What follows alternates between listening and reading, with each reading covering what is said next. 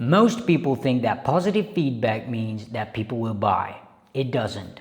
It just means that your friends are good people, and confusing the two has probably killed more products than bad engineering ever has. By the end of this video, you'll understand why feedback and demand are completely different things and the one question that separates them. Here's the thing most people miss entirely. Feedback validates opinions. Purchasing validates demand. Those are not the same experience. When you ask someone, would you use this? They're not making a buying decision, but they're making a social decision. And social decisions runs on completely different rules. When you ask a friend to look at your product, there's no cost of being wrong. If they say the product is bad, they risk hurting your feelings. If they say the product is good, nothing happens. No money leaves their pocket.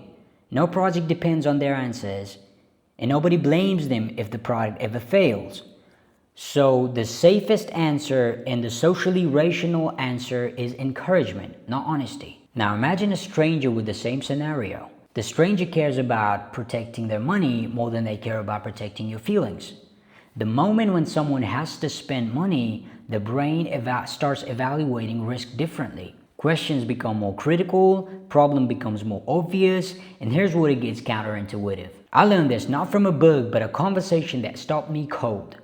I was building a product of mine. It wasn't that big of a product, but I showed it to 3 people I knew, a friend of mine, and all 3 of them answered a version of, "This is interesting, I would use this." 3 weeks later, I followed up, crickets. Not because they were bad people, but because they weren't making a buyer decision in the first place. They ran a simulation without consequences, and a simulation without consequences tells you nothing about behavior. But here's what it means to actually validate demand.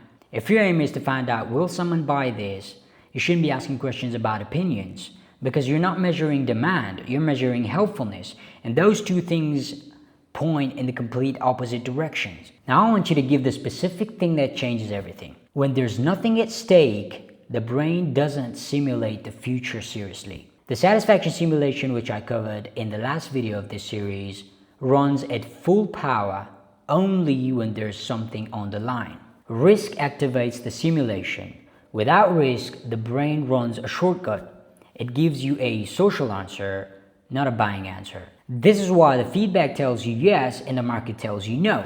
It's not because the person giving feedback is lying, but because they're running a completely different program. Now here's the practical flip. Feedback answers one question perfectly. How can this become better? But it doesn't answer the first question that every founder needs answered. Will someone choose that when something is on the line?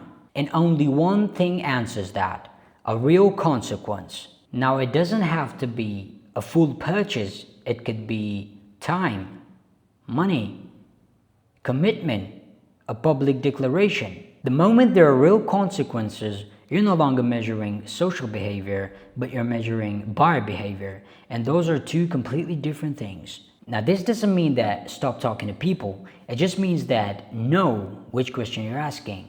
How can this be better? Ask your friend, maybe they'll help. Will someone pay for this? You need real consequences in the room. So the next time someone tells you, I'd pay for this, I want you to pause for a second and ask yourself one question. Did they make a buying decision, or did they give me an opinion? Because those 2 answers can point in completely opposite directions. And if you've been building based off of feedback instead of demand, you're not crazy. Almost every technical founder does this. But now you know the product that someone said was great somehow never sold.